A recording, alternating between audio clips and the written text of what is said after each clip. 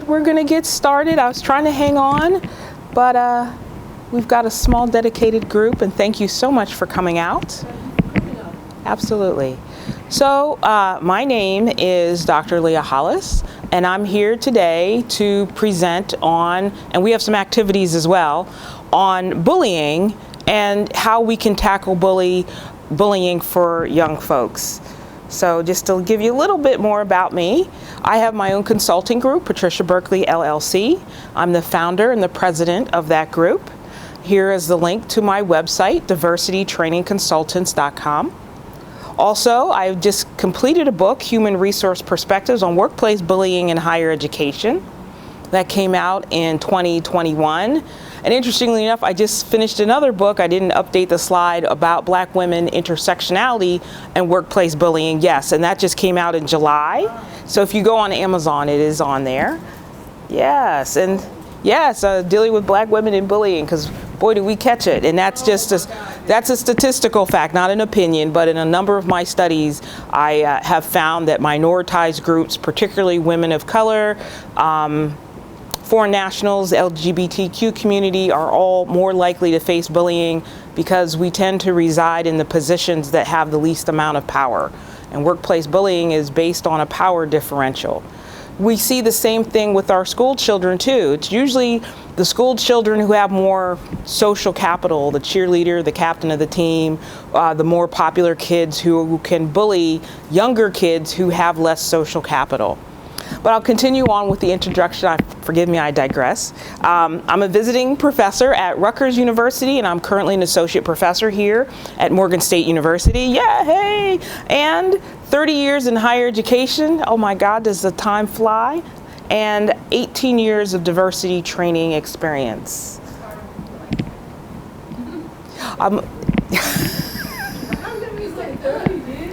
I started in '92 at the University of Pittsburgh. Yeah, so I've been doing this for a while.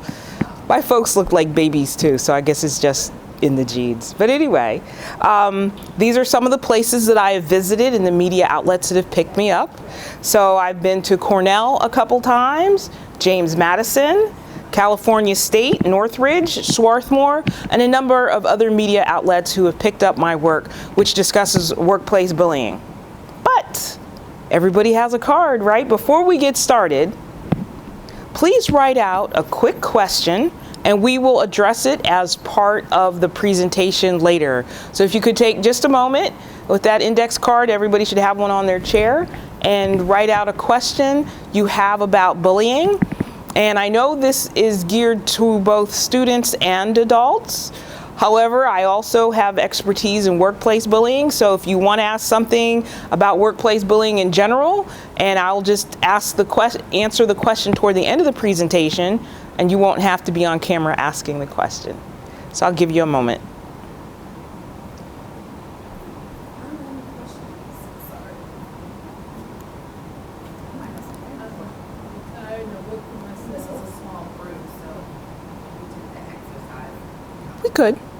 We could. Moving on. Young people and bullying, which is what this topic is about. To better understand college student aggression, some researchers have examined hazing on sports teams, in Greek-lettered organizations, and in other student activities such as marching bands or other activities that require an initiation. And sometimes younger people are subjected to aggression and harassment. Hazing, for example, is a form of interpersonal aggression and is based on organizational rituals in which new members are granted membership once they endured an abusive initiation. I kind of want to come around there. Let's see here. Young people and bullying. That's okay. So he has me on. Correct. And that's for the camera. So because it's a small group, you can definitely get that mic is for the front. So you can turn that mic around, turn the whole thing around, about face it. Correct. And then you can So you could, so you have, great, okay. swing that around, little chairs, keep one thing. Yeah. All right, we can do it this way. I thought I had to stay in the view of the camera. He should also do videotapes. Yeah, she has to stay. I work camera at church. You're in the view of the camera. But if I come around and sit here, Wide shot. got it. So it has the whole. Got it. Well, whatever you feel comfortable with. I'm cool. Okay. I'm cool. There we go.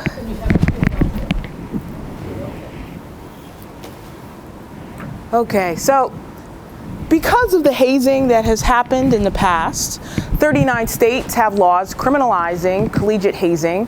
While laws on collegiate hazing are warranted, there's a broader issue about bullying that remains largely underlooked at colleges. And so I wanted to address these issues. And also we have K through 12 bullying. Please forgive me as I stretch back to advance my slides. But there's K through 12 bullying too. Now I will say Montana, I believe it was 2015, was the last of all 50 states to adopt a policy prohibiting bullying at the K through 12 level.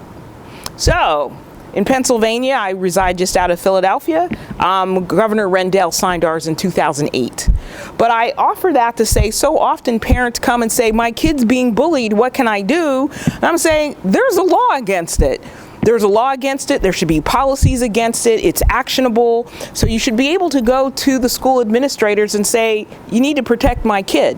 But we talk about that process just a little bit later. And from the International Institute for Human Factor Development, and it states there's 4 types of bullying.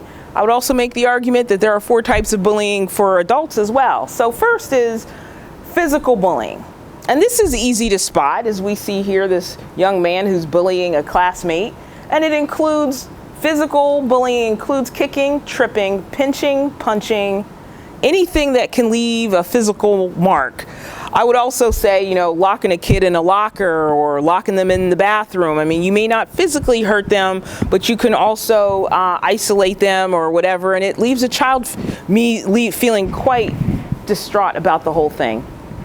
There's verbal bullying. The effects of verbal bullying are not as obvious as physical bullying, and it tends to occur when adults are not around. So, for example, when I was a kid, I graduated from a high school which was not as integrated, and one of the ways I was bullied is kids would come and tell racial jokes, like every day, and outside of earshot of the teacher. So in many ways, I'm facing bullying because I'm subjected to these jokes and this verbal abuse, and the teacher never saw it. And given some other things that had happened, that was probably the least of my concerns. But this kind of thing happens with kids, and it certainly can hurt them as they're trying to build relationships and trust in the organization.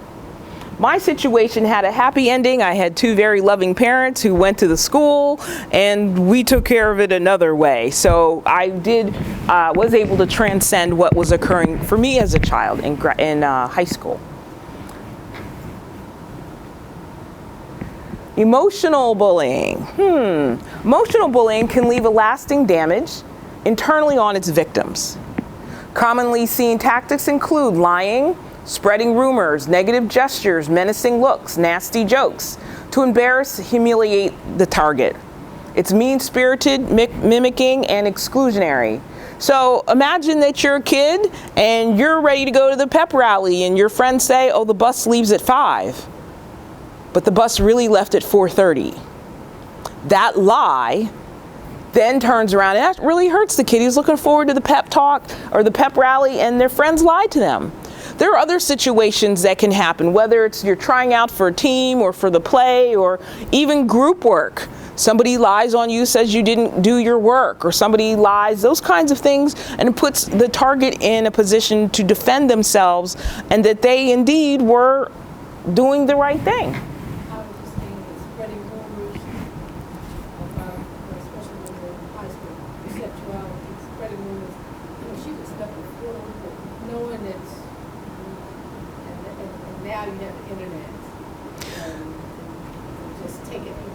It takes it even further. That bullying causes, especially for girls, it's the rumor.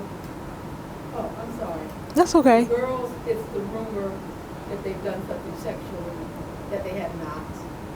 And for boys, it's the rumor that they are gay, whether they are or are not, but whether it's true or not. But those are the two rumors that cause a lot of suicides for kids in high school. Yeah. And they both involve your sexuality. Yeah, absolutely. And a lot of times kids do this stuff in the back of the room or at an assembly or on the bus or out of the earshot of adults. And the fourth type is cyberbullying.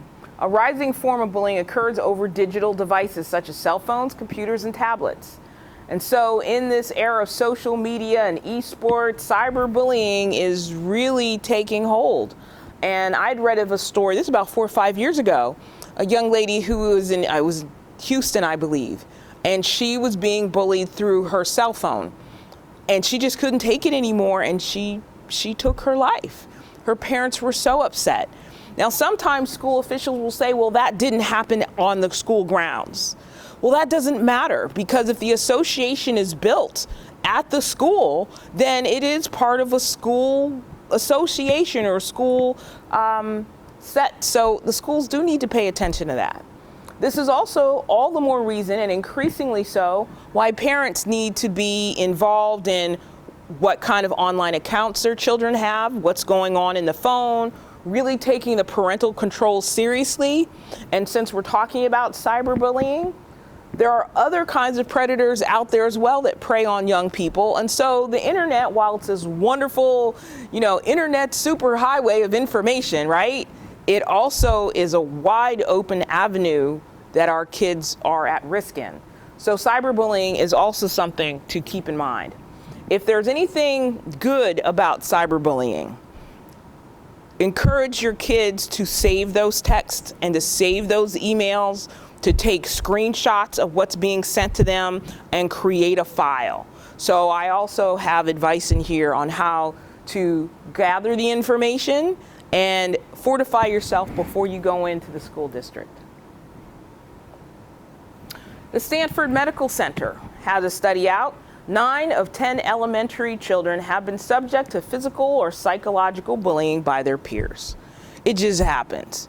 Now, the reason why it's happening, I agree with you, could be something has gone amiss at home, they have seen domestic violence, or something has happened to a sibling, or they witnessed something very aggressive and they learn those behaviors and take it out in school.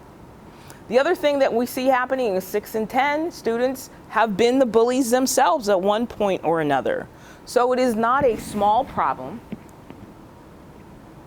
The Center for Disease Control reports 21% of students ages 12 to 18 reported being bullied at school during the school year.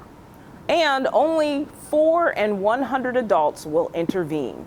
And only 11% of the child's peers may do the same. So one of the ways that bullies can take hold and do what they do is because the organization allows it. Just imagine if there was a bully and the school principal came in and said, hey, Jimmy, team captain, if you don't stop, you're not playing on Friday. He would stop. If the teacher were to come in and say, if we don't cut this bullying out, you can forget the field trip, they would stop. So one of the things also from my own research, and I dovetail into Albert Bandura's Bobo doll experiments, which is out of Stanford as well, is there's something called social learning. So if you watch somebody bully somebody and nothing happens to the bully, the message is you can do it too. Or if you've never seen people bully each other, it's a behavior that you don't learn. But if you watch somebody bully somebody else and the authority figure in that environment intervenes and says, stop, we're not going to do this, there are repercussions for treating others poorly, then others also learn that they cannot bully each other without facing interruptions as well.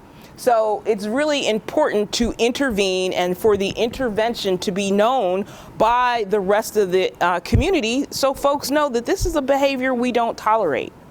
If there's no intervention, the organization is saying we tolerate that kind of abuse and nothing will happen to you if you treat people poorly. there needs to be some kind of intervention or action to stop these behaviors. And as the Center of Disease Control also stated, 85% of those who see bullying do nothing. They just sit back and look at it for a few reasons. You don't want to be the target of the bully yourself. You don't want the consternation of having to deal with this aggression. It's not my problem, some people think. But what we don't realize, if it's one person's problem, it's everybody's problem. Because once the bully gets done with that student, they can move on to the next person, or they can cause problems somewhere else. In fact, in a study that I'm working on, those who are bullies are more likely to engage in corrupt and unethical behaviors because they figure they can treat people poorly, they can do what they want. How this would happen in high school or in grade school is that it could be anything from swiping the petty cash to picking on the teacher or other kinds of things because their original aggressive behavior was never checked. And then they learn that, I see your hand, and then they learn that it's okay. Yes, go ahead, you have a question. Use the mic so he can. I remember when I was young, in elementary school, we would play the dozens, your mama jokes, and it would be a part of growing up. Right. You know, but for the recipient, some of those your mama jokes were not funny, or some of those dozen jokes were not funny, or I would have an older cousin, you know, who would always say something, but the wittiness, and right. I could never be that witty to come back with, you know, and those things do impact students, the emotional well-being of students. Are you familiar with where that comes from? No, I'm not. The dozens. Are you familiar? I've heard. I can't remember. If you would like to share, My memory is. fair enough. What are these?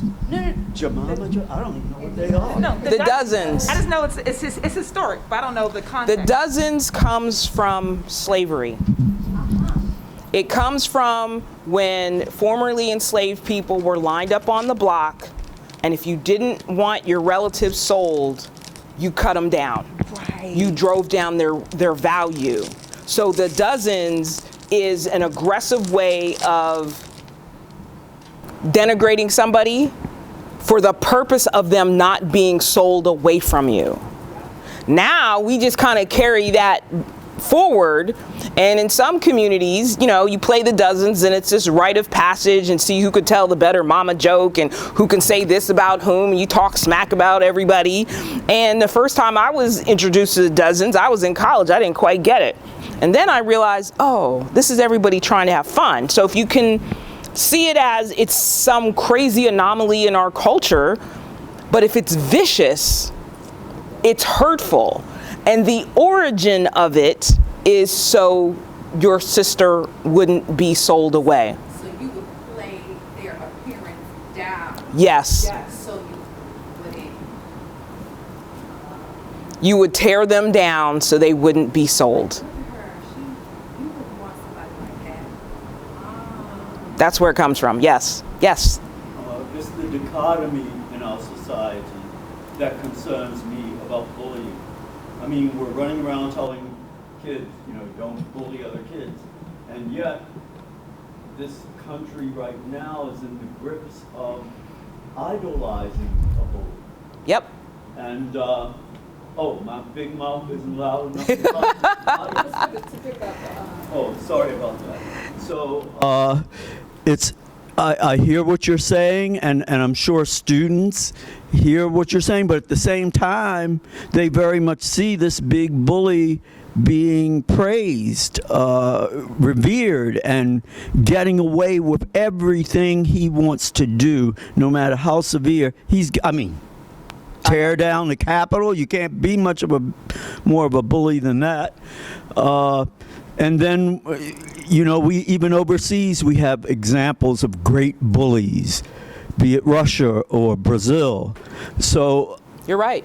that is, students, you know, they have to deal with this irony and this dichotomy, and the same thing in the workplace. Because I know some bosses, they'll talk the doctrine, but it's totally something else. Absolutely. I've been in situations, or even when I have consulted, oh, please hang on to it because you guys are going to pass it around. That's fine. Yeah, and I've been in organizations and situations where the boss may say, oh yeah, we're all about social justice. And then 2 days later, they took somebody's computer off their desk and didn't tell them, and all their work product is on there. Or 1 minute you say, hey, I'm about people's rights and treating them fairly, and then turn around and take all the items out of somebody's desk and freak them out and let them think they're fired. And then they get away with it. And you're absolutely right. My consulting group has been open since 2009. So we're adolescent, as you will. But I will say, once 45 came into office, there have been more requests to deal with bullying because in our media, it shows that it's okay. I can say what I want, I can do what I want, I can take classified advice, I can squeeze somebody the wrong way, how dare you, you've betrayed me because you told everybody I was a bully. And our society, not just kids, our society in general is seeing that.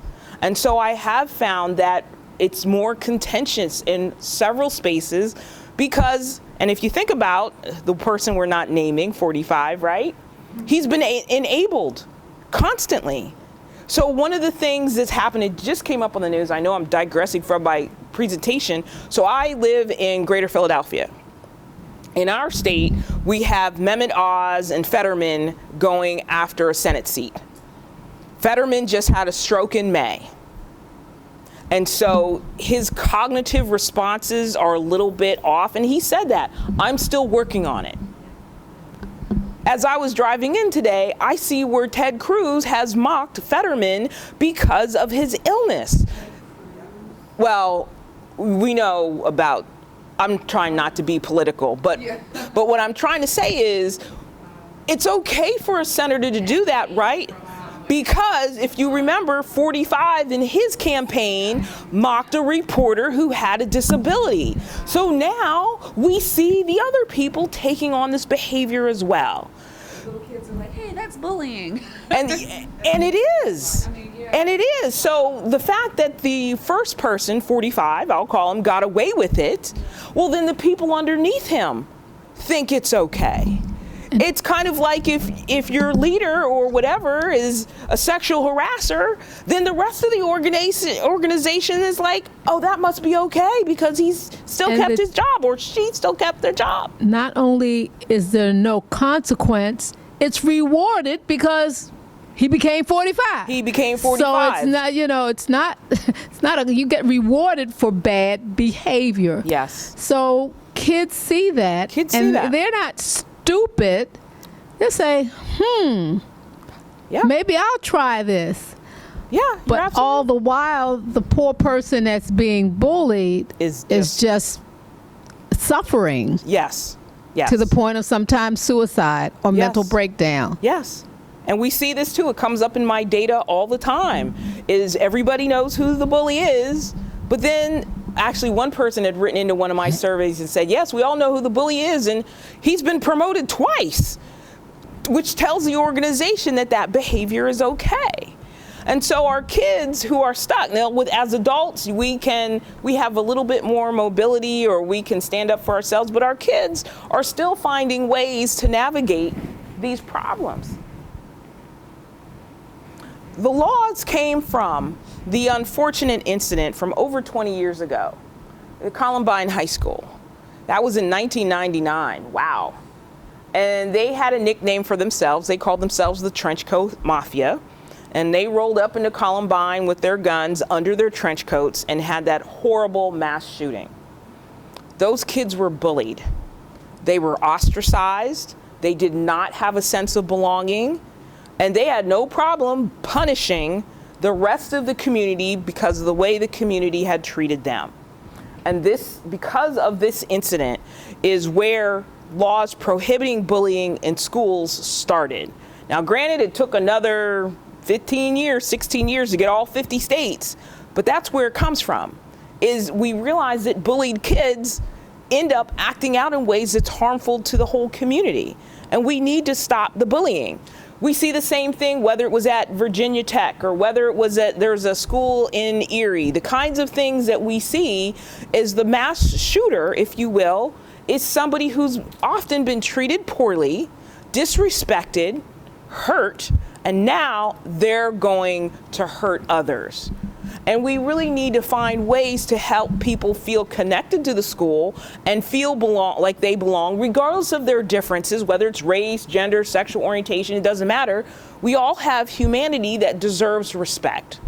And unfortunately for young folks who do not always know how to process this, they do what they see others have done, pick up a gun. But we're here to talk about some other things. Is your hand up? I'm going to write my question down because it's a loaded one. That's okay. Go ahead. Okay. I'm sorry. Okay. One question. Is there a correlation between white supremacy culture and mass shooting youth culture? Is there some type of like correlation? Because I feel gun violence is it's an epidemic, Yes. right? Yes. And how the mainstream and I don't know what the statistics are. This is the way the media kind of paints the picture of the typical mass shooter. Someone from a white middle class community who are bullied and ostracized. I don't know what is there some type of like research or is there any correlation at all between socioeconomics, any of that? I don't know. I have not studied that, nor have I looked for... And is that an offensive question? No, Like, no, it's not. No, it's not. I don't know an empirical answer, but let me try to hum a few bars with you. Okay. And I'm coming at this from, has anybody seen the movie Higher Learning? That was the Ice Cube film, and there's a gentleman in there, Remy, who ended up shooting everybody. Yeah. Well, if we take, and that's where my answer is coming from. He was ostracized. Mm-hmm. He felt like he didn't belong. He was trying to fit in different places, if you remember that film. And then finally, this group took him in. And he adopted the behaviors of that group, which was this neo-Nazi group. Mm-hmm. I could make the argument, now I'm originally from Johnstown, Pennsylvania. So I'm from an area that is 45 friendly. I'll just put it that way. But I do want, and I wrote an article on this piece, that is, if you've been told all along that you're on the top, whether you're on the top because of your gender, you're on the top because of your race, or you're on the top because of, you're on the top. That's what society's been telling you. Mm-hmm. But now it changed. In my area, it changes because Bethlehem Steel left. In other areas, it changes because Harley-Davidson moved out, or the lumber yard closed down, or all these industries that we had through our society have closed down, and now we're tech. Well, now it's flipped. If you were a blue-collar worker who used to be able to make all this money and send 4 kids to school and a chicken in your pot every night and a mother didn't have to work, and now it's changed, you feel like you've been disenfranchised. And you feel you're going to fight back. And so here's an organization that says you should reclaim your spot on the top. And therefore, I think that's where it comes from. I think it comes from displaced power differentials. And it not displaced, but shifting power differentials.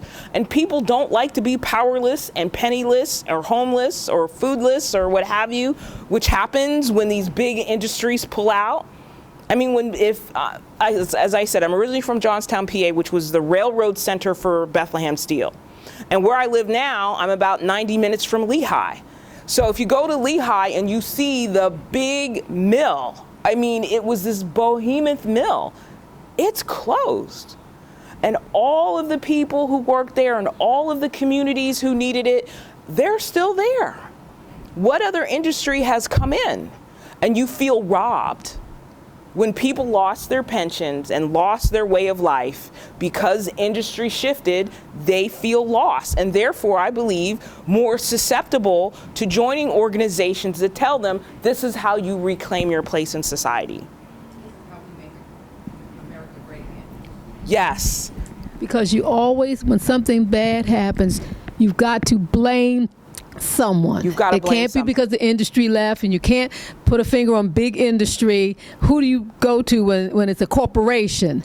But those Latinos moved in and took our jobs. Those black people came down, they're running things down. So we're used to being the Scapegoat. the master. We're used to being the colonizer, the kidnapper, Or what they were. what they were used to. And now they see educated black folks have nice jobs and nice house. To heck with all us poor black folks who still living in the inner city and struggling. But that's not what they see. They see Obama. Yeah. And so that to them has become the symbol of all that was taken away from them.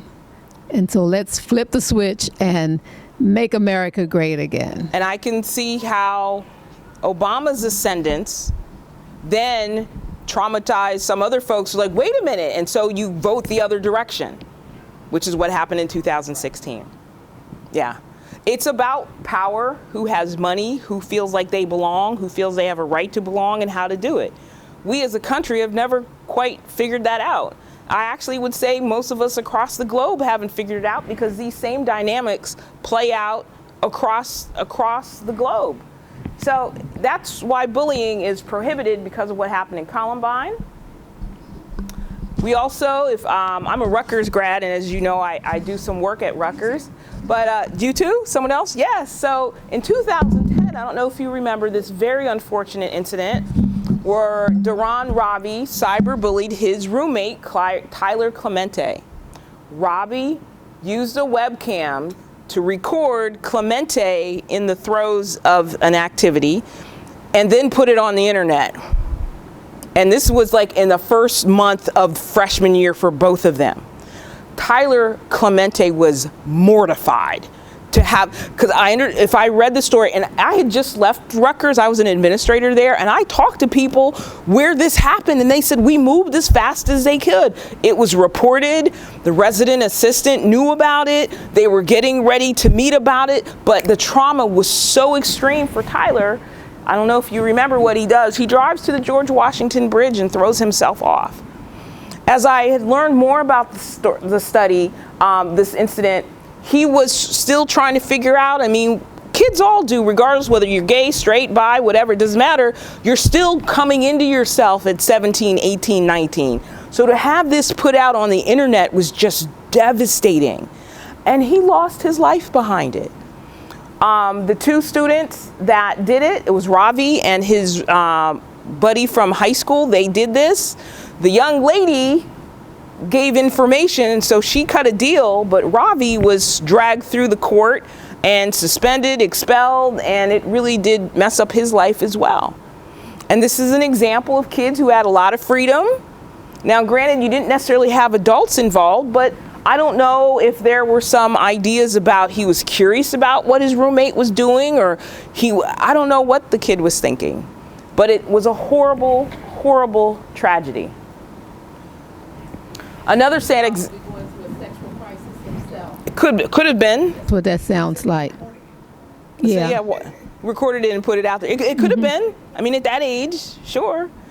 And unfortunately, I mean, in other places, I've worked in student affairs in several places. I've also heard of a young man is dating a lady and brings her to the room, and he has a camera set up, and then they record it, and then they find out there's also two other guys behind the camera, so there's 3 men in there, and oh my goodness, what a mess. I mean, so kids and cameras and this behavior it's unusual, but it's not impossible.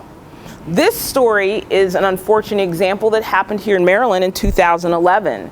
At Bowie State, there was a young woman, Alexis Simpson, felt bullied by her roommate, Dominic Frazier.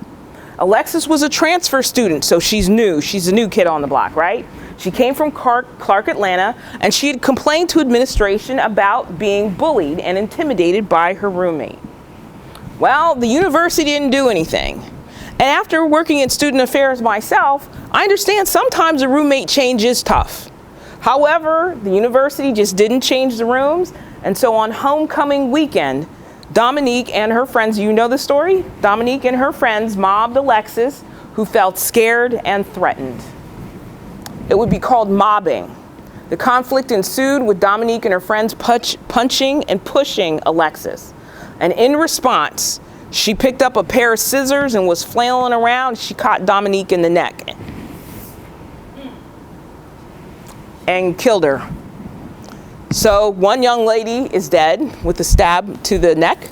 The other young lady sits in jail for a year. She was acquitted of first-degree murder in a successful plea of self-defense.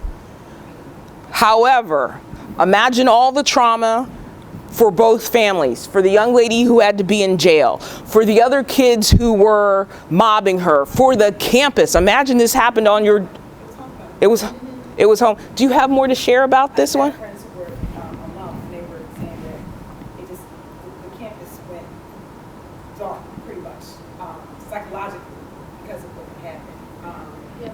And the other piece is, I just wanted to offer this a little earlier, is that the bullying issue, obviously, 1999. So when you asked the question about white supremacy, the first thing I thought was, when it happened at Columbine High School, the mass shooting happened at Columbine High School, we started to address bullying as a response to Columbine. But as a child of public schools in Baltimore, shootings that happen around our schools or in our schools, very few, there's no response. So to me, that there's a relationship between white supremacy and the mass shooting piece in terms of how do we respond? You know, like there's just a different way of responding. The other thing is, even with bullying, though, many of our children, unfortunately, are bullied. Many of us may have experienced it. What we know is that a very small percentage of our current children or us coming up responded violently. Very, very small percentage in relation to the massive amount of bullying that takes place. But of course, the incidences like this one are absolutely tragic. So it's like, you know we need to do something. I mean, we've been doing that, those campaigns, anti-bullying campaigns. But that's the one thing I wanted to say, because there can be this idea that bullied persons respond horribly, you know what I mean? That they're actually responding with this violence. And another thing, I actually pulled this up. There's an organization called Life After Hate, and they actually work with former extremists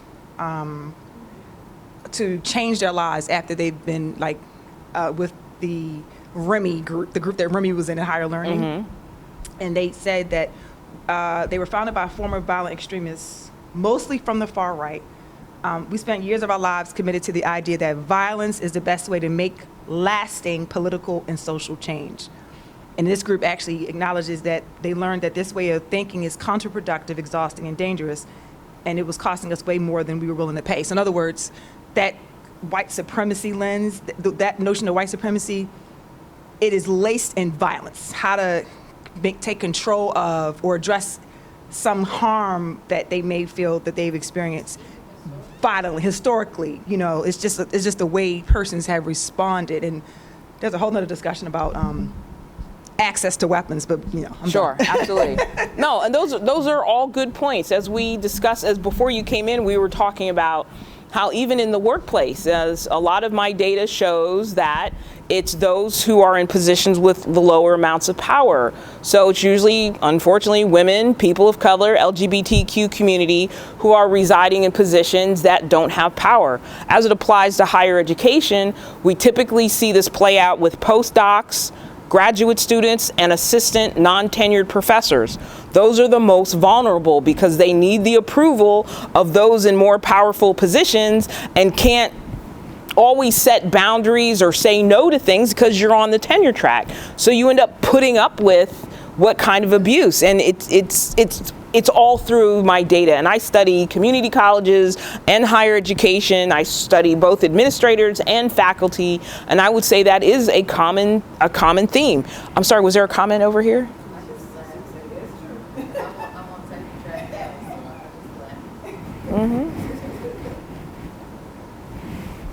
So all this to say that bullying is not child's play.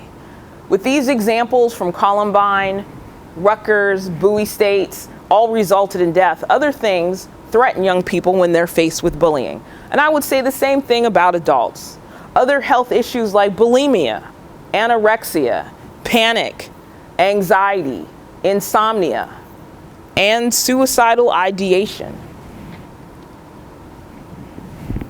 And the hurt from bullying can have tragic consequences. And here's a graphic from one of the APA studies I'm using. Bullying is not a one-off. I mean, so often, if you have kids, daddy so-and-so did something, mommy so-and-so did something, and they say, go work it out on your own. That's kind of what happens sometimes. Well, when kids come to you and say, hey, I'm being bullied, that is not an instance to say, go work it out on your own. They are actually appealing to the higher power, the parents or the adults in the room, to equalize the power and the dynamics so they would stop being bullied. That's what's going on. And for so many, it happens for months or years. So here's an example. Now, granted, this is from Utah. Deep down, there's something, and this young man committed suicide. This is recent. This is in February 2022. And as I was writing this talk, the last time I talked about young people facing suicide, there was a whole other list of students that I used from the paper, and it seemed like it was just a brand new crop. And so this one is about Drake Hardman. Deep down, and his dad says something here, deep down there's something broken that this child took from my son. And it has to come from somewhere because, like Sammy said, children aren't naturally angry. So in a sense, this bully was also a victim. That's where we need to find the solution in teaching our children that the world is broken and they're the generation that's going to fix it. And I'm sorry. I'm sorry. It is sad. This particular child was bullied and he couldn't take it anymore and he took his own life. He was only 12. He was only 12. This other story, this is a newer story. This is from April of 2022. 15-year-old boy who was initially targeted by a false rumor, as we talked about rumors, that he was not vaccinated and was bullied relentlessly until he took his own life in January. So words hurt. I know we grew up with this sticks and stones don't break my bones, but words can never hurt me. That's not true. Those words hurt.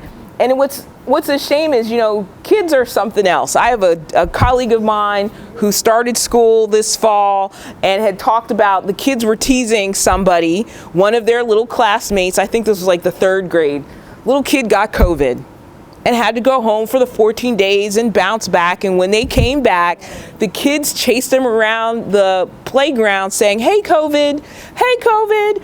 Now, in this particular situation, the young man just kind of took it on and he kind of coughed back at them, huff, huff, huff, and they had a joke over it.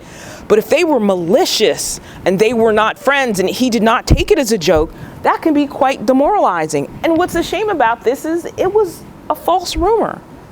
There are stories about this all the time about young people who are being bullied and abused by their peers. In preparation for this talk, and Wikipedia is only as good as what people put in there, but they had listed 28 different students that we know of who had taken their lives as a result of bullying. To believe, and I have to believe that is not an exhaustive list. 28, that's So if you go, more than that. I believe it's more than that. That's why I say I believe this is not an exhaustive list. But there were several stories in there. One I used to talk about was a Phoebe Prince who was bullied. And there was a girl, and I believe a captain of the football team, they bullied her. She was just so distraught and came home and hung herself. Our kids are bombarded with cyberbullying, with taunts in school. And also, what is sad is oftentimes teachers are bullied too. So I did a study, I still have to write it up, where teachers had commented their experiences of bullying and discrimination. And so while you're busy as an adult trying to fend off your own abusers, your kiddies in your classroom may be facing it as well. And you're distracted and they're hurt. And you have a comment? I didn't mean to interrupt. That's okay, go ahead. That's Keisha mentioned yesterday morning, I'm not sure if you were in the room, but she talked about law enforcement professionals who become law enforcement professionals and they were bullied. And sometimes that reality plays itself out as they are interacting with civilians and that piece of them not being healed. Absolutely. That's a real thing. There is a book out from a social worker from Syracuse. Her name is Walser Delora. I think I got that right. Bullying Scars. It has a an orange cover with black print. It's from Oxford Press. Bullying Scars. And what she did is, over her practice, she had talked to hundreds of adults who had been bullied as kids. And they were recalling those bullying incidents in their 30s, 40s, and 50s. Oh, yeah. And so if you're bullied or you have that kind of thing happen, it's kind of, if I were to say, do you know where you were on 9/11? You probably do. Do you know where you were when the space shuttle blew up or when Reagan was shot? And if I keep going back, if you're old enough, when JFK was killed or when MLK was killed, we remember those tragic events like it was yesterday. I remember the morning of 9/11 and what I was doing that entire day. That's how bullying lives in the minds of our kids and also in adults if you're bullied as an adult. It's a traumatizing event that you never want to repeat, so you remember it as a way to prevent it from happening in the future. So I certainly can appreciate how and understand how if you were bullied as a kid and now you became a police officer, ooh, that's a dangerous mix. Yep. Yes, please. I'm so sorry. No, go ahead. Go ahead. I think about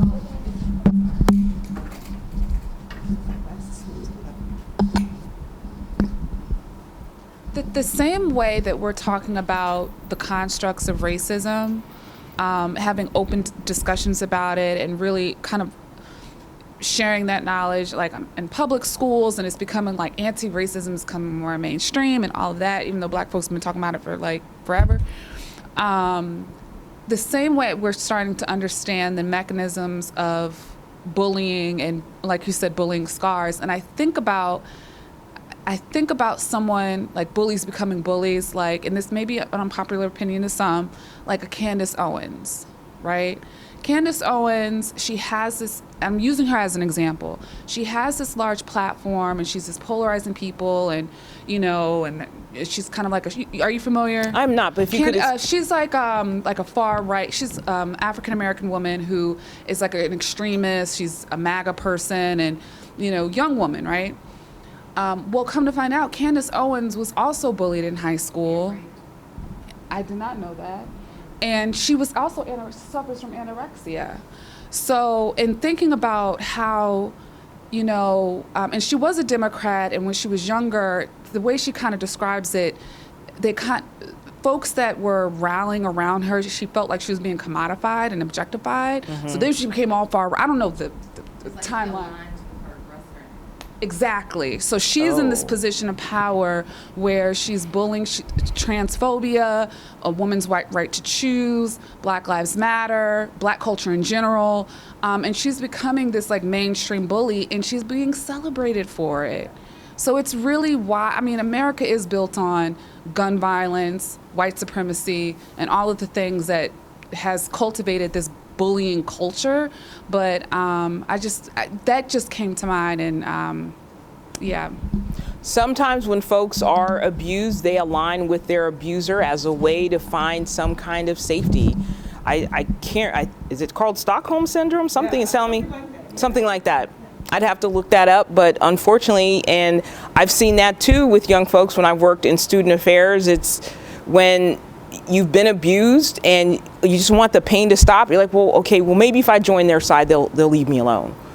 And in this case, it actually is kind of working, isn't it? She's getting support in whatever she was missing from the other side. Now, we haven't talked to her. We don't know what's going on with her. Maybe she feels like she's betrayed herself. Who knows? But I'm not surprised, unfortunately. And 45. I don't think his number one bully was his father. Okay. I can see that. I could see that. Never be a loser. His father, oh my God, he was bullied by his father. It is, you know. So it was just driven in him, and that's why he can't admit that he lost this election Oh, from 2.5 yeah. years ago because his father said never be a loser. Is that That's it. So he can't accept it. And narcissism always goes back to parents. Understood. I know we're running short on time. I'm really enjoying this conversation. So I'm going to keep going a little bit to get you some information, and we've kind of done our activities with our conversation, but I also recognize it's 2:13, so I gotta move it on a little bit. No worries. Parents and students can work together for emotionally safe school environments. So I'm going to share the ASCA model. And this model was developed by School Counselor Association of School Counselors, and it is a model on what makes for a successful kid, a successful student as they're preparing for college. We have accountability, the management system, the foundation, which are the beliefs, and the delivery system, which is through the counselors. So the model includes a belief in the development of the whole self, and self-confidence and ability to succeed, a sense of belonging in the school environment, understanding that post-secondary education and lifelong learning are necessary for long-term career success, a belief in using abilities to their fullest to achieve high-quality results and outcomes, and a positive attitude toward work and learning. And some of the subgroups in this, there are 3 behavior standards: learning strategies, self-management skills, and social skills. So there was a study that I conducted, is that when a student has great relationships with adults, with the counselors, with the teacher, with the professor, with older folks, they know how to make more mature decisions. So in being successful in dealing with bullying, if it's just, I should call it maybe bullying light. Some kids respond in kind. You throw a punch, they're going to throw a punch back. But kids who have strong relationships with adults, they walk away. And we actually did a study. I published a study. It was here at Morgan with a number of our freshman students. They had just, first-year students, I'm sorry. They had just come. It was their summer. And we had asked them, how did you deal with bullying? 78% of them said, I'm either going to a professor or I'm going to my parents. So that means that when you have parental programs, when you give support to the parents and the kids, those are ways to tamp down the impact of bullying and also correct the issue, because now you have the parents involved and they can be solid advocates for their students. Students who had appropriate social skills as outlined in the ASCA model would be predisposed to following a college code of conduct that prohibits fighting, yelling, cursing, and other behavior that disrupts the community. Because they've learned from adults, this is how you behave. We go back to that social emotional learning that we were talking about before. Oh, I'm sorry, I said 78%. It's actually 63%. They go to their friend, 47% go to a parent. 41% go to their sibling, and 36% go to their boyfriend and girlfriend. So if they're being bullied, they are seeking out help. And as we can see, parents are still a significant resource for kids who are away from home.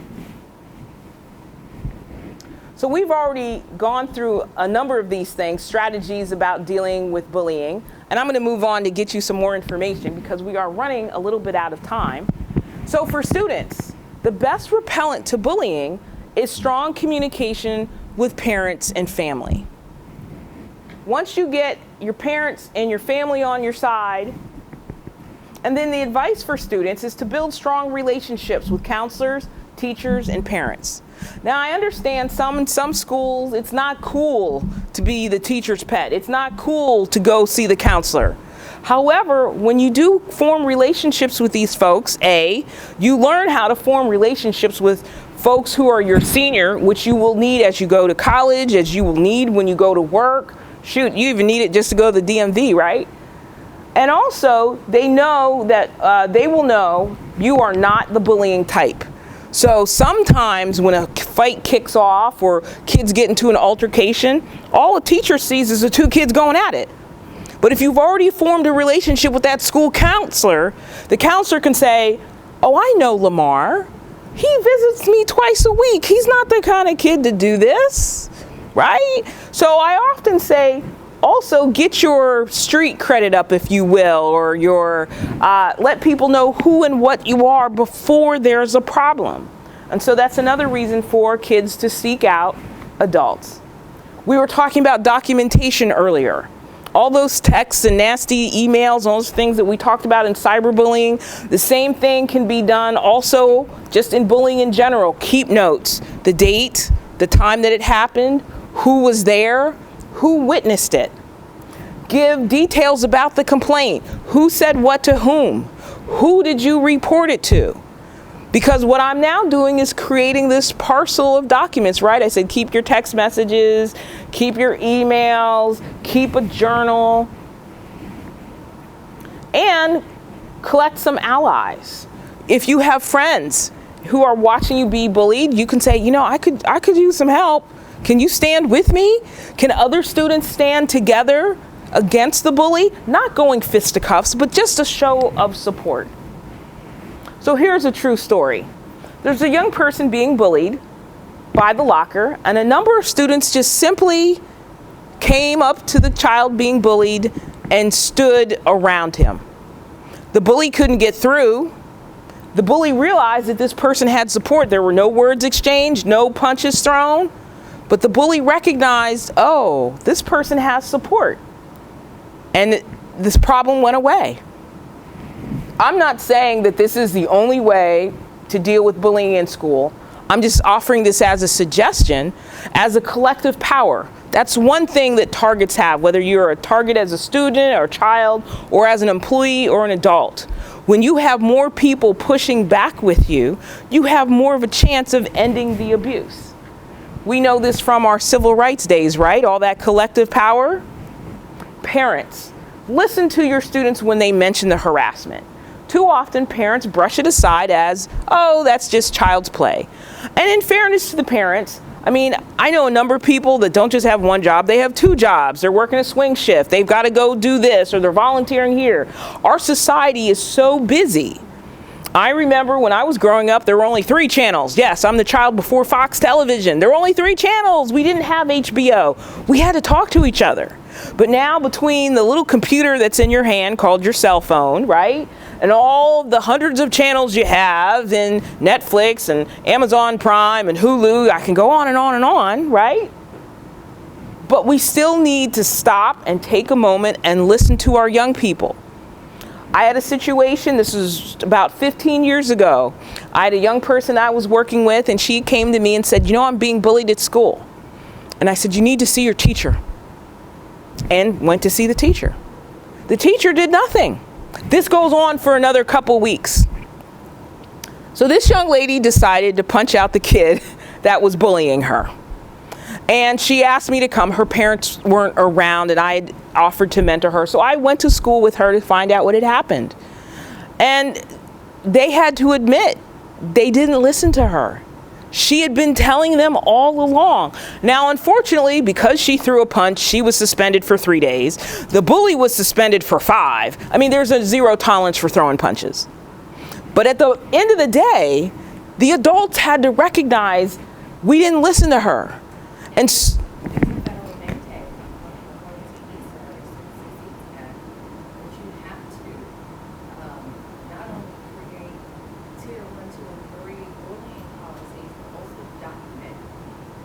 yes. Reports of bullying and show evidence that you've done something. That you've tried to do something. Mm-hmm.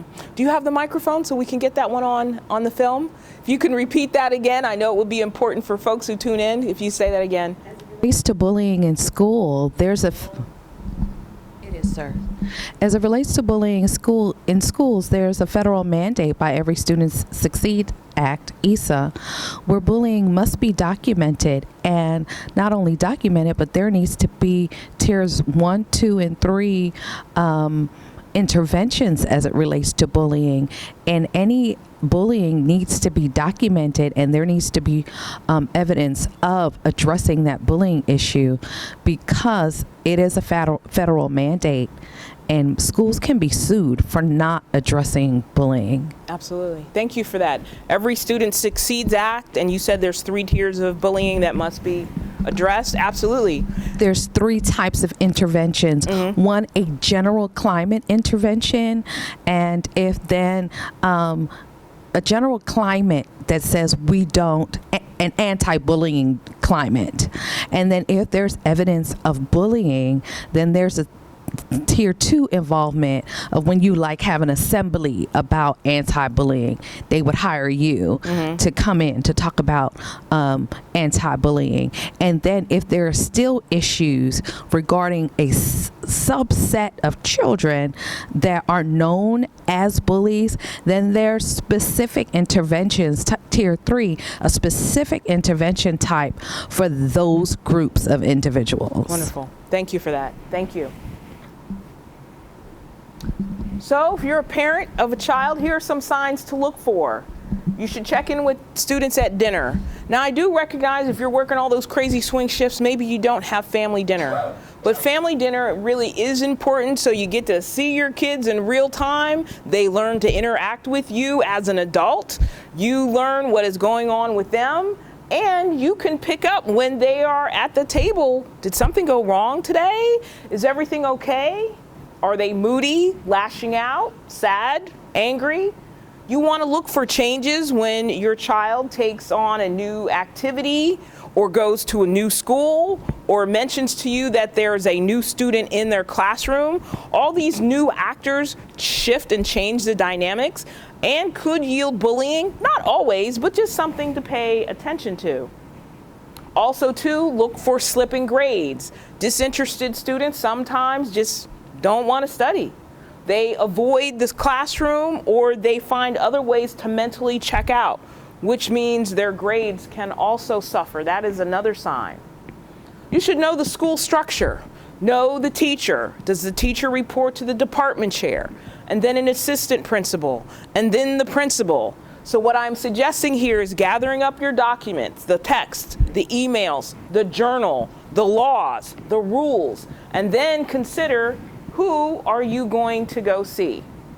You should know the policies of the state and the district, because as I just said, all 50 states have some kind of policy that prohibits that behavior.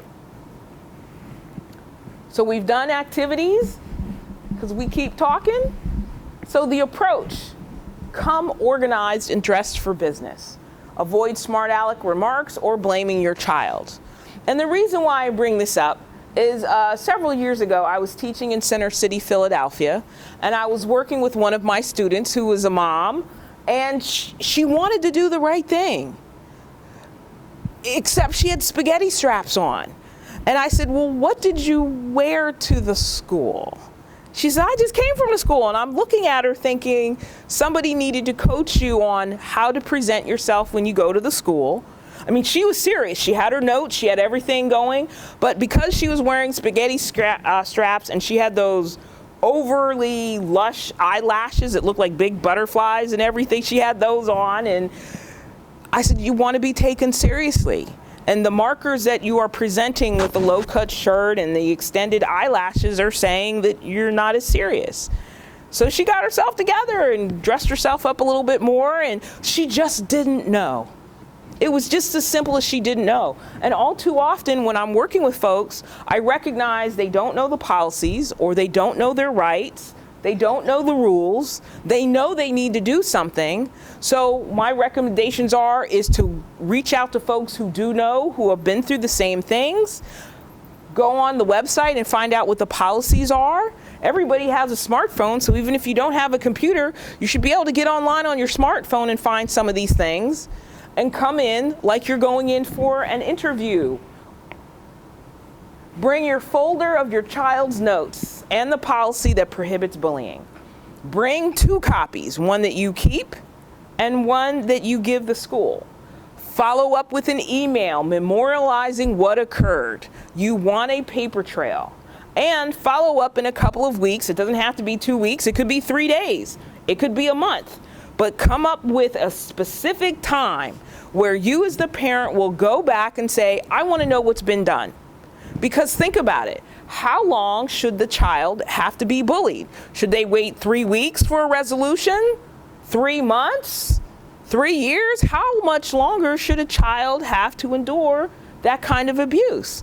And as you can see with some of the previous examples, our children are not enduring that too well. So you certainly want to go in and set some timelines. Be kind and firm. Make eye contact and be knowledgeable of the policy. Also, seek out some support. Seek other parents who might have children who were bullied and how was it resolved for them. Learn what worked and what resources did they use. Did they bring their pastor, priest, or rabbi, or their imam or sheikh? Did they bring another teacher? Did they bring an elder, a grandparent? What kinds of things made the school recognize, uh-oh, we better do something? I see you got the mic, so you must have something to say. I'm just going back to the spaghetti straps and eyelashes. I don't care whether I come in a bikini. If I say my child has been bullied, you better do something. Because my next step is to come with a lawyer, not a friend, not a mom. You know, to be dismissed based on what kind of clothes you have or your aesthetic, or that may be the way this is the way I dress. I like the way I dress, okay? And so if you want to be taken seriously, the thing that we take seriously is the health and well-being of my child. So because at that point, when do you say, cover up your locks? Don't wear Afrocentric clothes because the school is predominantly white. You know, I got an issue with that. I do too. When you go there, yes, absolutely. Yeah, but if you start with no spaghetti straps, the over eyelashes, that may be the way I want to dress. I'm not going to go out and buy a jacket. I'm not going to stop. This is the way I look. This is the way I like to dress. So I appreciate what you're saying. Yeah, so I'm supposed to look dowdy or jacket or dress for business is a nebulous term unless you're in a corporate setting where they have a dress code. But if I'm a parent going to see about my child, there is no dress code. So I took kind of because my son went to a predominantly white school, and I did have locks, and I do wear ethnic clothing. And so what was I supposed to do? Put on a little wig? No. So I get what you're, take me seriously, you know, up in here. Understood. Those are great points. Yeah.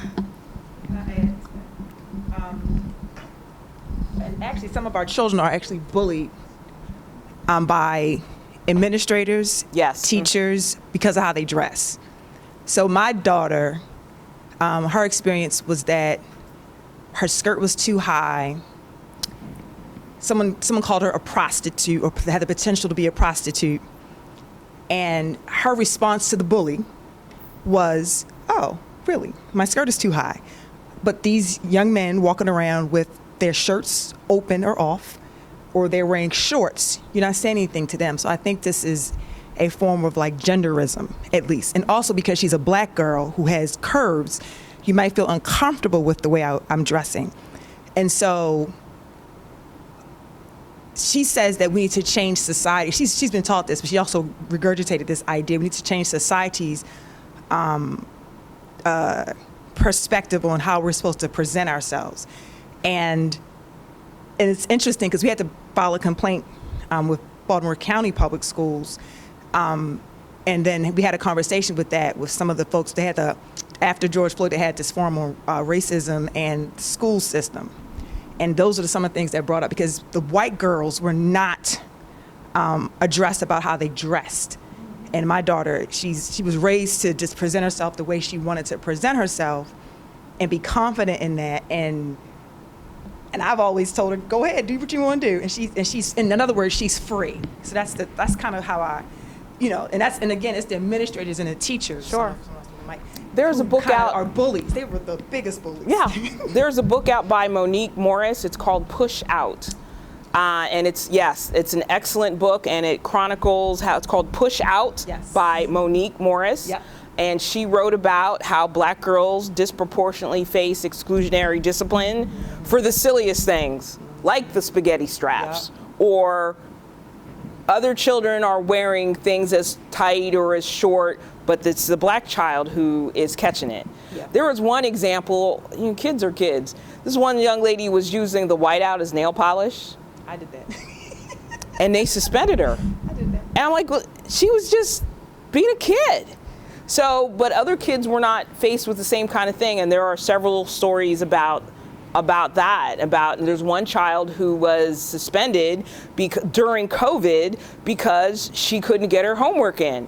But she didn't have a computer and the school was closed, but the judge sentenced her to something. Yeah, these kind of things. So I do recognize, of course, that when it comes to our kids, we also have to pay attention to race and gender and ethnicity and things like that. And I certainly agree with you. As you see, I'm wearing my hair, right? So I agree that we should be able to come in and do and speak up and be taken seriously, by all means. I have a little bit of time left. Consider the school board. I've been to school board meetings and parents will line up and have their say with the school board and talk about the policies, get on the agenda, bring some supporters, and talk about the bullying in the schools. School board members don't want to hear that. You want to take action. So we've been having a discussion all along, so I can bypass this. And we've done our questions. Can you just give us a segue into the workplace? Sure. So you can be invited back to talk about that. Oh, okay. To tell you a little bit about me, my long suit is workplace bullying. That's what I study all day, every day. In fact, I gave a lecture yesterday about it. I got a meeting on Monday about it. What would you like to know about the workplace so I can be a little bit more specific? Particularly, you mentioned about women and how is workplace bullying defined in the higher ed? Okay. And what does it look like? Oh boy. In higher ed? That's what I'm intrigued. I gotcha. Workplace bullying, I use the Scandinavians' definition because the Scandinavians have led the way over the last 40, 50 years in studying workplace aggression and stress. The definition is socially excluding, harassing, or offending, treating somebody with negative social acts. The person who's targeted winds up in an inferior position and it affects their work. So it could be psychological, it could be physical, it could be cyber, it's an aggression that interferes with your work. It happens regularly and repeatedly over a period of time with an escalating nature. So you might come and find out, oh, my office door was locked, I can't get in. The next day you come, your office door may be open, but there's students at your desk. The next day you come in, the students are having a party in your office, somebody let them in. Then it gets worse. The next day you come in, somebody took your computer. It gets worse and worse and worse. It's an escalating nature. It's not somebody swiped your parking spot. It's not somebody pushed the button on the elevator and left you in the lobby that day. It is a concerted and systematic thing. Too often we talk about workplace bullying as one-on-one. Not true. The system has to support it, either implicitly or explicitly. So for example, if somebody reports that I've been bullied, my computer was taken off my desk, and the institution does nothing, the person who took that computer now realizes, I can keep going, I can keep doing this, and the bully keeps going. And too often in my studies, the data shows that people will report bullying, and a third of the time, the institution does nothing. Another 20% of the time, the institution supports the bully. And one of the things we don't recognize with workplace bullying, you're in my long suit now, so I gotta talk about this all day. The average person spends about 3.9 hours a week trying to strategize about a bully. Either walking a long way around to the bathroom, when you're gonna come in. I've had some people say in their studies, they come in on the weekends to work because they don't run into the bully, and they're doing the bare minimum because they're tired of being whooped and abused. Bullying in higher education easily lasts 2, 3, 4 years until either the target leaves or the bully leaves. For institutions like the University of South Carolina, Wisconsin, San Jose State, these are schools that have policies that overtly prohibit it, and I think the University of South Carolina has it best. They actually have somebody on site to field those kinds of things, and they have a hearing. You have to explain what happened, both the target and the bully, and they have much better rates of reducing the bullying. But it is a concerted thing. It destroys careers, it destroys health, insomnia, panic, anxiety, PTSD, suicidal ideation. All these things that we're talking about that happen with young people happen with adults too in the workplace if they're being bullied. Yes. Mm-hmm. I just wanted to ask, can you genuinely ever get rid of bullying in a society that's based on capitalism, which is predicated upon having a subordinate group? That is a deep question. Number two, I find that it's the micro-bullying that is the most dangerous. And to give an example, taking away a woman's right to decide what to do with her body. That's bullying, but at a subliminal level. Because there's a power. Taking away, putting people in jail for giving water to people standing in line to vote. That's bullying. Yeah, that's an organization. It's all those micro bullying things that people don't want to put in that category, but that's what it is. All of that, how can you expect to get rid of bullying in schools with young people when you have a whole system of society based on subordinating and bullying? I will say the same thing I say about racism and sexism. I know full well in diversity training, I'm not going to end racism, I'm not going to end sexism, etc.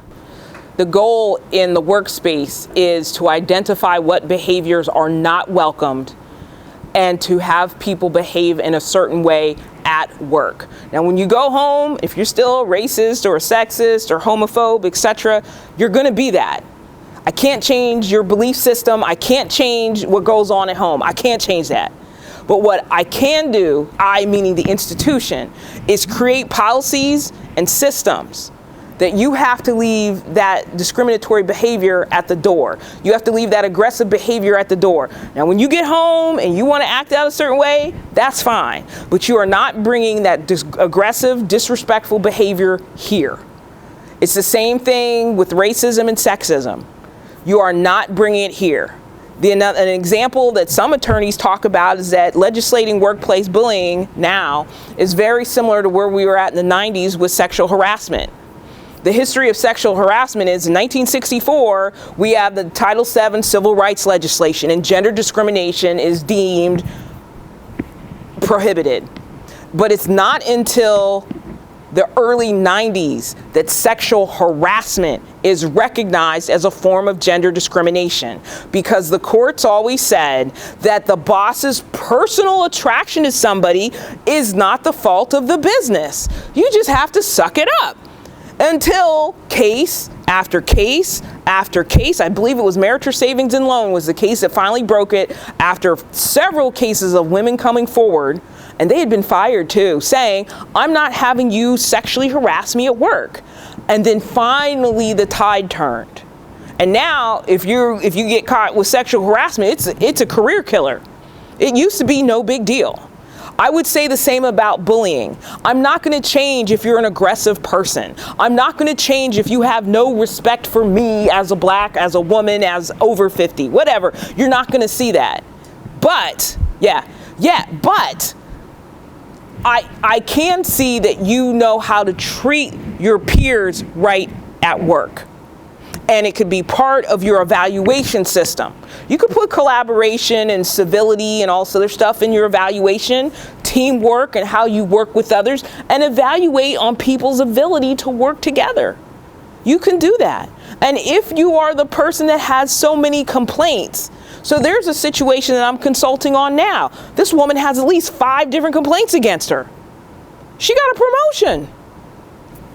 So the rest of her department knows that the school accepts her behavior. She knows she can continue her behavior because she was promoted.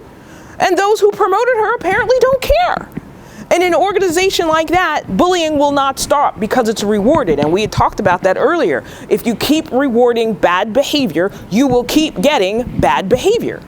If you intervene and stop bad behavior and look for good behavior and reward good behavior, you will get more good behavior. It's called social contagion. But we're in a capitalist society. I am only dealing with the organization. As far as all of the society is concerned, I haven't quite gotten to that yet, sir, but I have. I guess I'm asking, isn't the organization just a reflection of the capitalist society, what it exists in? Sure. And I would argue I'm very competitive. I played sports in college. I played sports in high school. Yeah, I've been a Hall of Fame athlete in my youth. I get competition. However, just because I'm competitive and just because I want to win does not give me the right to call you out of your name, to denigrate you, to speak poorly about you, or to otherwise just be disrespectful. I can be, look at Kobe. I know Kobe's got some other stuff in the game. I know that could be a whole can of worms depending on what part of your career you're talking about. But for the most part, in the latter years of his career, he carried himself in such a manner that people would want to speak with him. You can be a fierce competitor without being aggressive and nasty. And you can be a fierce competitor and compete to the teeth. And then when the whistle blows or when the project is over, you still treat each other well. So I understand what you're saying, because it's competitive and we're always trying to get one foot up on the other person, that there might be bullying. And I would say, yeah, I'm splitting hairs. I can be competitive.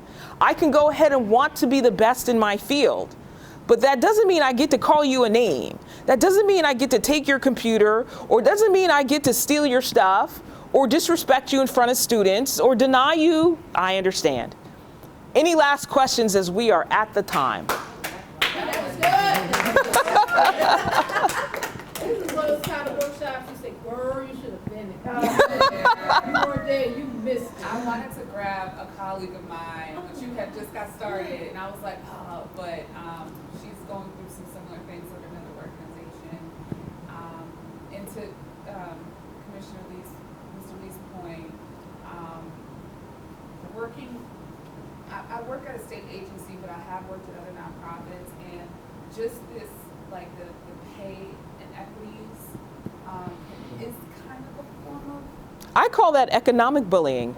Because if you underpay, and black women are one of the most underpaid, and then you don't have the resources to fight it either. Yeah, and then you have to be twice as quote unquote good and overperform, and you wear yourself thin, and God forbid you work for within the social justice scene. They just want you to wear yourself to the bone. Black and you. Yeah, and so There are several cases about that, about women facing that on their jobs, and I study higher education, and the term that is used is clearly superior. When I was growing up, my dad always told me you're gonna be 2 and 3 times as good because of your skin. And the term now is clearly superior.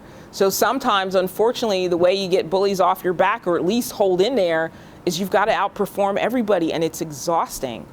Then they resent you. And then they resent you for doing it.